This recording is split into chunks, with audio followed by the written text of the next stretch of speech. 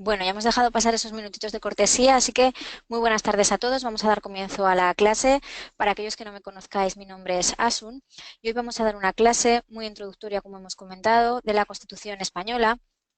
En concreto, en la clase de hoy vamos a hablar de los valores superiores y principios inspiradores de la Constitución. Por lo tanto, es una clase muy adecuada para aquellos que estáis comenzando el estudio de la Constitución, ya que es una clase introductoria, una clase de poca duración, hoy no vamos a estar mucho rato, y para los que ya hayáis estudiado en profundidad el tema, pues aunque yo creo que os sabéis de sobra lo que vamos a comentar en la clase de hoy, sí que os puede servir un poquito de repaso, ¿vale? Aunque los conceptos los tengáis más o menos claros, pues así también repasamos. En todo caso, los objetivos que nos planteamos para esta clase, tal y como tenéis en pantalla, son pues conocer qué son los valores, qué son los principios y conocer la regulación y análisis de estos valores y principios constitucionales, ¿vale? Bueno, pues vamos a ir comenzando. Vamos a explicar en primer lugar qué son los valores y qué son los principios. Los valores, en términos generales, se definen como fines o como propósito, más o menos generales que nos proponemos alcanzar. Tienen un carácter más abstracto, incluso podríamos hablar de un carácter idealizado, ¿vale? En cambio, los principios gozan de una dimensión jurídica, podríamos decir que más concreta, podríamos decir que son la materialización de los valores. Vamos a analizar ahora los valores y principios que están recogidos en nuestro texto constitucional. Comenzamos, en este caso, con los valores, que como hemos dicho son como los fines máximos o los ideales que pretenden alcanzar, en este caso, un Estado.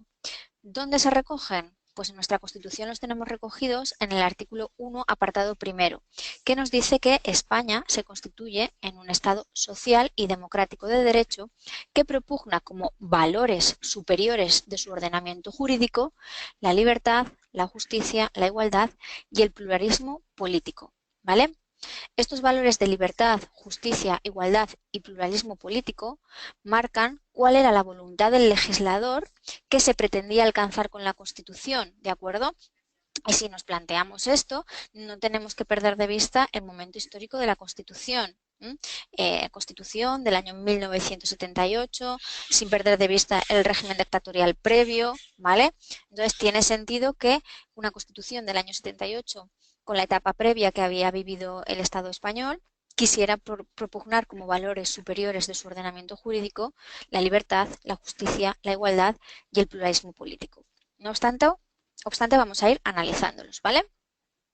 Comenzamos en primer lugar por el valor de la libertad. Este valor tiene como dos dimensiones, una dimensión organizativa y una dimensión subjetiva. Respecto a la dimensión organizativa, se refiere a la propia organización de las instituciones del Estado. Y se consagran, por ejemplo, ¿en qué cuestiones? Pues, por ejemplo, en la soberanía popular, en el hecho de que haya elecciones libres y democráticas, en la separación de poderes, en el sometimiento no solo de los ciudadanos, sino también de las administraciones a la ley, ¿vale? En esto se materializa el valor de la libertad desde un punto de vista organizativa. Y podemos verlo también desde una dimensión subjetiva. ¿Subjetiva por qué? Pues porque lo vemos desde un punto de vista vinculado al estatus de las personas en esa organización social. Así, por ejemplo, la plasmación de este valor lo vemos claro en el capítulo segundo del título 1 de la Constitución, que recordemos que se llama Derechos y Libertades. Y ahí encontramos, por ejemplo, el artículo 16, que proclama la libertad ideológica, religiosa y de culto, el artículo 19, que recoge la libertad de circulación y de residencia, el artículo 20, que recoge la libertad de expresión, libertad de cátedra, es decir, vemos como uno de los valores superiores de nuestro ordenamiento jurídico luego se va a ver materializado en una serie de derechos. ¿Sí? ¿Todo claro? Vale, pues continuamos con el siguiente. En este caso vamos a hablar de la justicia. Este sea, yo creo que posiblemente el valor más difícil de definir en sí mismo, ¿no? Porque, ¿qué es la justicia? Si yo os pregunto ahora a cada uno de vosotros qué es la justicia, posiblemente cada uno de vosotros me va a dar una definición diferente de justicia, ¿no? Y no solo eso, incluso podríamos, si tuviéramos un debate ahora mismo, determinar que determinadas leyes que se aplican o incluso la forma en que está configurada nuestra sociedad o incluso nuestras instituciones no son justas. Depende del debate que lleváramos, podríamos llegar a estas conclusiones. Por eso, decir qué es la justicia es muy, muy complicado definirlo, ¿vale? Es algo muy subjetivo. Y por ello, si hablamos de la justicia como valor de nuestro ordenamiento jurídico, dentro de nuestro texto constitucional, nos tenemos que referir a lo regulado en el título 6 de la Constitución, es decir, a la regulación del Poder Judicial y también al título 9 dedicado al Tribunal Constitucional, ¿vale? El valor de la justicia lo vamos a relacionar con el título 6 y el título 9 de la Constitución. En especial, ¿qué podemos mencionar? Pues podríamos mencionar el artículo 117 de la Constitución, que establece que la justicia emana del pueblo y se administra en nombre del rey por jueces y magistrados, y el artículo 24, importante, que reconoce que todas las personas tienen derecho a la tutela judicial de jueces y tribunales, sin que en ningún caso pueda producirse indefensión. Si pasamos al siguiente valor, al de la igualdad, este también lo podemos ver en dos grandes dimensiones, ¿vale? La igualdad formal y la igualdad material o real y efectiva. Vamos a verlas. ¿Qué es esto de igualdad formal? ¿Qué es esto de igualdad material? ¿Dónde se regulan? ¿Qué diferencias hay? Respecto a la igualdad formal, es la igualdad ante la ley. Igualdad ante la ley. ¿Dónde la tenemos recogida? La tenemos recogida en el artículo 14 de la Constitución. Es la igualdad ante la ley porque nos dice los españoles son iguales ante la ley, sin que pueda prevalecer discriminación alguna por razón de nacimiento, raza, sexo, religión, opinión o cualquier otra condición o circunstancia personal o social. ¿Vale? Por lo tanto, igualdad formal recogida en el artículo 14, igualdad ante la ley. Y luego hemos dicho que está la otra dimensión, que es la igualdad material, que esta sería la igualdad en la ley, no ante la ley, sino en la ley, ¿vale? Hemos dicho que es una igualdad más real o efectiva, es decir, que pretende remediar la situación de escasez existente en la sociedad mediante una justa distribución de los bienes, por ejemplo, respecto al mayor número posible de personas. Es más como un objetivo tendente a crear las condiciones necesarias para asegurar el acceso de todos los ciudadanos a un conjunto de bienes sociales, económicos, culturales, medioambientales, ¿vale? Independientemente de su origen y clase social. Esto es lo que significa igualdad material. En la Constitución, la concepción de igualdad material se refleja en los denominados principios rectores de la política social y económica. ¿Os acordáis de dónde los tenemos recogidos? ¿Dónde están recogidos los principios rectores de la política social y económica? Venga.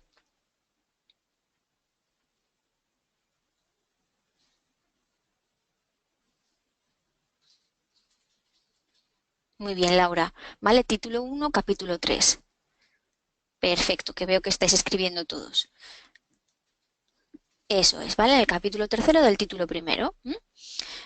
¿Cómo vemos que se refleja esto? Pues vemos que se traduce en la universalización de la educación, por ejemplo, de la sanidad, de la protección de la salud, del acceso a una vivienda digna, a la cultura, ¿vale? Y que reflejan que el Estado debe permitir el ejercicio de los derechos y libertades de los ciudadanos, pero tutelando que no se produzcan, o al menos no se potencien, las desigualdades existentes. Fijaos que el artículo 9.2 encomienda a los poderes públicos promover las condiciones para que la libertad y la igualdad sean reales y efectivas, removiendo los obstáculos que impidan o dificulten su plenitud. Si decíamos que la igualdad formal se recogía en el artículo 14, la igualdad material se resume en el artículo 9.2 que os acabo de comentar, ¿vale? Y se desarrolla, como hemos dicho, en el capítulo 3 del título 1. ¿Sí? ¿Todo claro? Venga, pues continuamos y en este caso lo vamos a hacer con el pluralismo político.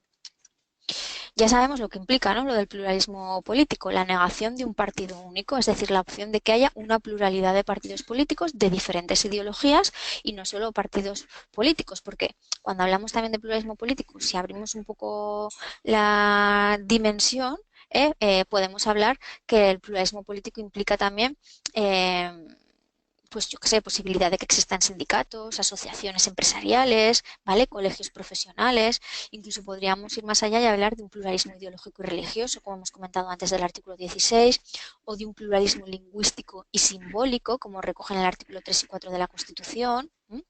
Así que sabemos lo que implica este pluralismo político, no solamente desde un punto de vista de partidos políticos, sino en un abanico más amplio de posibilidades, ¿vale? Y yo creo que también sabemos por qué se recoge en el texto constitucional, ¿no? Por el contexto histórico que hemos comentado al principio de la clase, por la etapa preconstitucional previa basada en ese régimen dictatorial donde no tenían esta posibilidad. Hasta aquí los valores. Si os parece, vemos ahora la parte de los principios. ¿Sí? Venga, perfecto. Pues vamos a verlo, vamos con ello. Como hemos dicho al comienzo de la clase, los principios gozan de una dimensión jurídica más concreta que los valores, ¿vale? Esto nos ha quedado claro. Podríamos decir que son la materialización de los valores.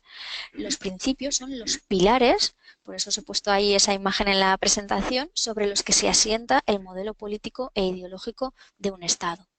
En la Constitución, en nuestra Constitución, podemos encontrar diversos tipos de principios. Vamos a hacer una clasificación de los mismos. Tened en cuenta que es una clasificación doctrinal, es decir, Constitución, nuestra Constitución, no los clasifica así. La clasificación que yo os voy a dar ahora no la encontráis reflejada como tal en la Constitución, pero la mayoría de los autores, al estudiarlos, han decidido esta clasificación, ¿vale?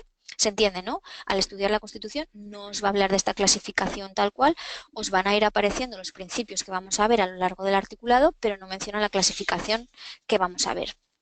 En vuestro tema de estudio posiblemente tampoco aparezcan los principios así clasificados, sino que los expliquen según vayan apareciendo en la Constitución.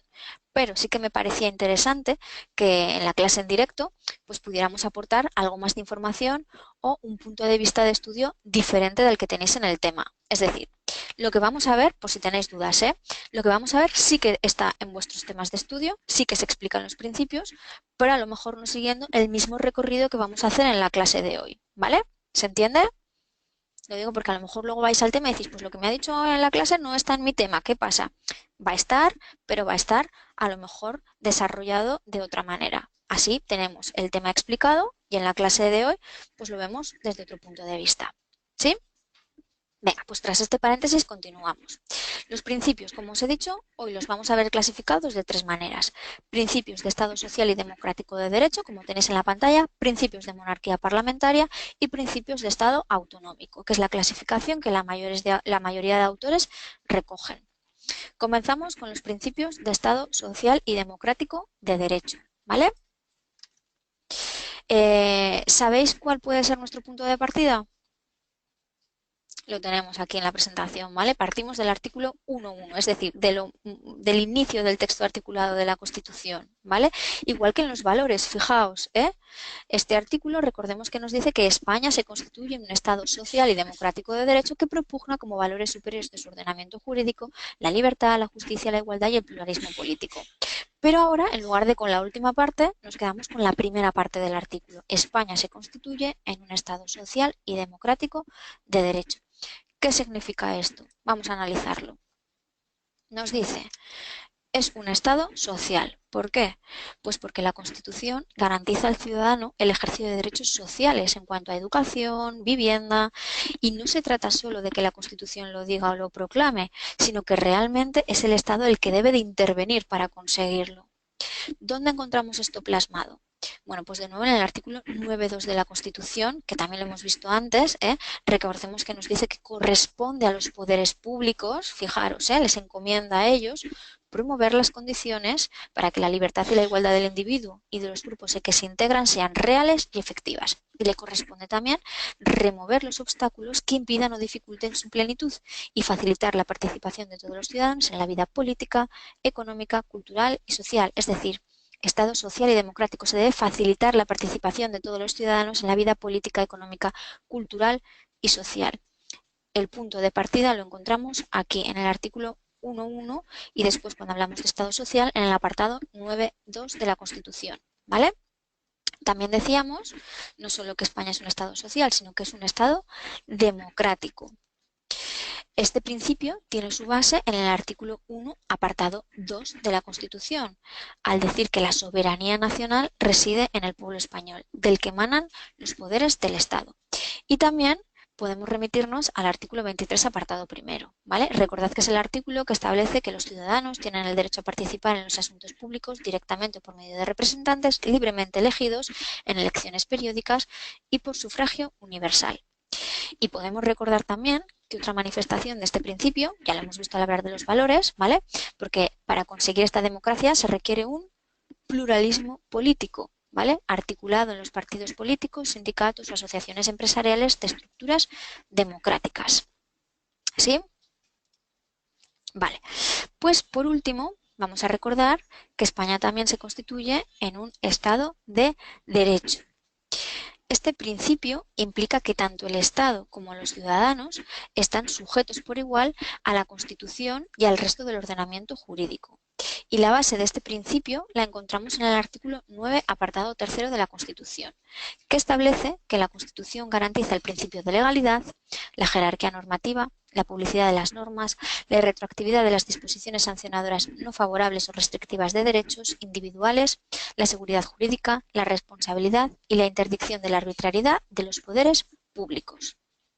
Si hablamos de principios generales del ordenamiento jurídico, ¿vale? Hablamos de estos principios que os acabo de nombrar y que juegan un papel fundamental dentro del texto constitucional, ¿de acuerdo? Así que vamos a analizarlos uno a uno. Legalidad, hemos dicho. ¿Qué significa legalidad? Pues que tanto ciudadanos como poderes públicos están sometidos a la Constitución y al resto de normas que configuran el ordenamiento jurídico. Esto es el principio de legalidad. Todos, ciudadanos y poderes públicos, sometidos a las normas, a la Constitución y al resto de normas del ordenamiento jurídico. Publicidad, está claro, para que la norma tenga vigor se tiene que publicar en el boletín oficial correspondiente, ¿vale? Se tiene que dar a conocer, si no, crearía indefensión. Jerarquía de las normas, lo mismo. Esto nos da seguridad, el hecho de saber qué normas están por encima de otras y de qué manera se tienen que cumplir, ¿vale? Ya sabemos que dentro de nuestra pirámide normativa, esto lo hemos visto en otras clases, tenemos por encima de todo el cumplimiento de la normativa comunitaria, del derecho comunitario. Luego dentro del Estado español tenemos la Constitución española, por debajo las leyes, tanto orgánicas como ordinarias, y por debajo los reglamentos, ¿vale? El otro principio es la irretroactividad de las disposiciones sancionadoras no favorables o restrictivas de derechos. ¿Qué significa irretroactividad? Vamos a explicarlo. Irretroactividad significa que las normas no se pueden aplicar a situaciones anteriores a su entrada en vigor. Lo que pasa es que nos habla de irretroactividad, no de todas las normas, es decir, no nos dice que no todas las normas puedan desplegar sus efectos hacia el pasado, que esto es lo que significa irretroactividad, ¿vale? La retroactividad significa sí poder aplicar efectos hacia el pasado y retroactividad es que no se puede aplicar. ¿De qué normas? Nos dice de las sancionadoras no favorables o restrictivas de derecho, ¿vale? Si la norma sí que es favorable, sí que podría ser retroactiva, pero debería decirlo la propia norma. Es decir, la propia norma tendría que decir que sí que es favorable, ¿vale? Tendría que decir que sí que está permitido desplegar efectos hacia el pasado. Si queréis ponemos unos ejemplos que yo creo que os pueden ayudar a entenderlo mejor, ¿vale? A mí siempre me gusta poner dos ejemplos porque se entienden muy bien. El de las normativas irretroactivas, la irretroactividad de la norma, me gusta poner el ejemplo del carnet por puntos, ¿vale? Porque no tenemos el carnet por puntos de toda la vida, aunque muchos de vosotros os hayáis sacado el carnet de conducir ya con esta normativa, pues muchos otros no, ¿vale? El carnet por puntos pues está desde hace unos años. Si yo me salto un stop hace 15 años, cuando todavía no estaba el carnet por puntos, cuando entró en vigor el carnet por puntos, a mí no me podían quitar esos puntos. Me los pueden quitar desde el momento en que ha entrado en vigor el carnet por puntos. Hace 15 años a mí me multarían con la sanción económica, con la multa de tráfico correspondiente que yo tendría que ir a pagar, pero no me quitaron puntos. Ahora que ha entrado en vigor el carnet por puntos, no pueden mirar hacia atrás y decir a todas las personas que sigan vivas, que en algún momento han cometido una infracción de tráfico, vamos a quitarles puntos ya de entrada. No se puede. Y no se puede porque es una norma restrictiva de derechos, ¿vale? O una norma sancionadora no favorable restrictiva de derechos. Una norma favorable que sí que tuvo carácter retroactivo, pues es lo que ocurrió con lo de la norma esta que daba el cheque bebé. ¿Os acordáis? Que por cada hijo nacido daban, no me acuerdo si eran 2.000 o 3.000 euros. ¿Vale? Pues esa norma, si entró en vigor no me acuerdo, pero si entró en vigor en mayo, decía la propia norma que era aplicable a partir de los hijos nacidos el 1 de enero de ese año. Es decir, aunque la norma entró en vigor en mayo o en junio o cuando fuera, que no me acuerdo, decía que los nacidos el 1 de enero, a partir de ese momento los padres podían cobrar el cheque bebé. Es decir, sí que desplegó sus efectos hacia el pasado. Es una norma retroactiva, pero porque era favorable y porque la norma lo decía, que si no lo llega a decir, pues aplica efectos a partir de la entrada en vigor, ¿vale? De la publicación y entrada en vigor. ¿Sí? Vale, pues uno de los principios del Estado de Derecho es la irretroactividad de las disposiciones sancionadoras no favorables o restrictivas de derecho. Respecto a la seguridad jurídica, que es el siguiente principio, pues sería la suma de todos los principios que hemos visto. Publicidad de las normas, jerarquía, retroactividad, ¿vale? Todo ello engloba la seguridad jurídica. La responsabilidad, ¿qué significa? Significa que los poderes públicos sí que son responsables por los daños causados en el ejercicio de su actuación, ¿vale? No hay esa indefensión de decir, bueno, pues no nos damos contra una pared y no hay manera de hacer nada. Lo que diga la administración es lo que hay y ya está. Bueno, pues son responsables. En consecuencia, se establece en el artículo 106 de la Constitución el derecho de los particulares a ser indemnizados por toda lesión que sufran en sus bienes y derechos, salvo en los casos de fuerza mayor y siempre que la lesión sea consecuencia del funcionamiento de los servicios públicos, ¿vale? Y esta responsabilidad nos dice que se extiende también a la Administración de Justicia.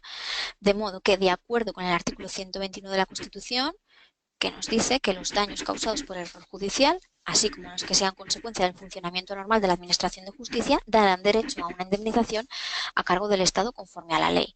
¿Vale?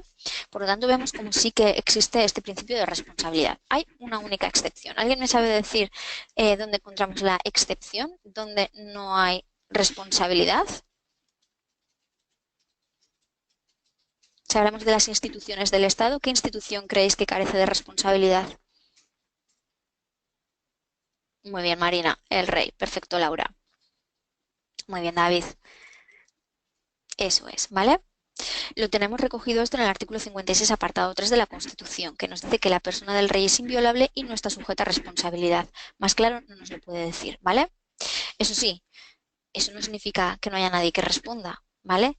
¿Quién asume la responsabilidad en este caso? Perfecto. Muy bien, María. El sujeto refrendante, ¿vale? El refrendante.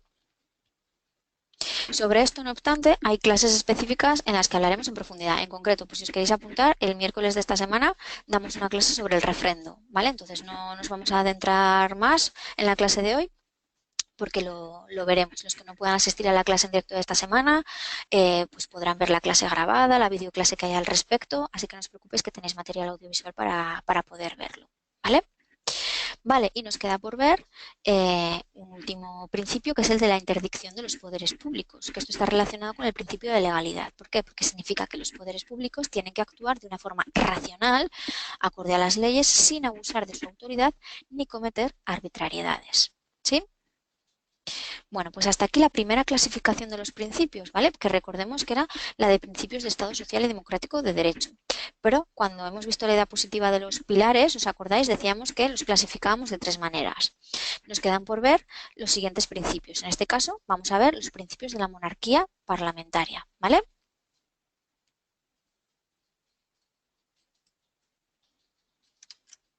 Vale, si hemos dicho que los principios son los pilares sobre los que se asienta el modelo político e ideológico en un Estado, pues tenemos que hablar nosotros necesariamente de la monarquía, ¿vale? La base la vamos a encontrar en el artículo 1, apartado 3 de la Constitución, que nos dice que la forma política del Estado español es la monarquía parlamentaria. Y la Constitución, en su título 2, regula toda esta institución. Entonces, no vamos a profundizar más en la clase de hoy, no vamos a hablar de la monarquía parlamentaria, no vamos a ver en qué consiste esta institución, lo veremos en otras clases, tenéis clases grabadas, videoclases, pero al hablar de la clasificación de los principios, tenemos que saber que unos de ellos hablan de los principios de la monarquía parlamentaria, que la base la tenemos recogida en este artículo 1, apartado 3, y que el desarrollo lo tenemos en el título 2 de la Constitución. Lo veremos en profundidad. Así que os animo, os invito a que os apuntéis a las clases en directo que vamos a tener y si no podéis, pues a mirar los audiovisuales que ya tenéis disponibles. Y por último, tenemos que hablar del principio de Estado autonómico y con este ya terminamos. como otro de los pilares en los que se asienta nuestro modelo político e ideológico. Es más, también nuestro modelo territorial. En este caso, ¿dónde encontramos la base? ¿De dónde partimos? Pues partimos del artículo 2 de la Constitución, que nos dice que la Constitución se fundamenta en la indisoluble unidad de la nación española, patria común e indivisible de todos los españoles, y reconoce y garantiza el derecho a la autonomía de las nacionalidades y regiones que la integran y la solidaridad entre todas ellas. Por lo tanto, si bien se dice que la nación española es indisoluble, se reconoce el derecho a la autonomía de las nacionalidades y regiones, basado en el principio de solidaridad. Y por ello, el artículo 139, apartado 1 de la Constitución, nos dice que todos los españoles tienen los mismos derechos y obligaciones en cualquier parte del territorio del Estado. Este principio de Estado autonómico, igual que antes decíamos que el de la corona se regula en el título 2, pues este tiene su desarrollo posterior en el título 8 de la Constitución y en concreto en el capítulo 3. Y sobre ello, igual que hemos comentado antes, pues profundizaremos y hablaremos mucho más en otras clases, ¿vale? Con esto terminaríamos esta clase de hoy de principios y valores constitucionales. ¿Todo claro? ¿Alguna duda?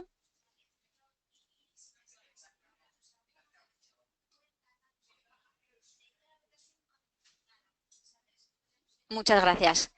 Gracias por vuestros comentarios. Perfecto, pues me alegra que os haya ayudado. Muy bien, pues entonces me despido, ¿vale? Si no hay dudas, muchas gracias a todos por la asistencia. Si después os ocurre alguna cosilla, siempre la podéis mandar a través de la mensajería del campus y vuestros profesores contestamos, ¿vale? Pasad muy buena tarde. Hasta luego. Adiós.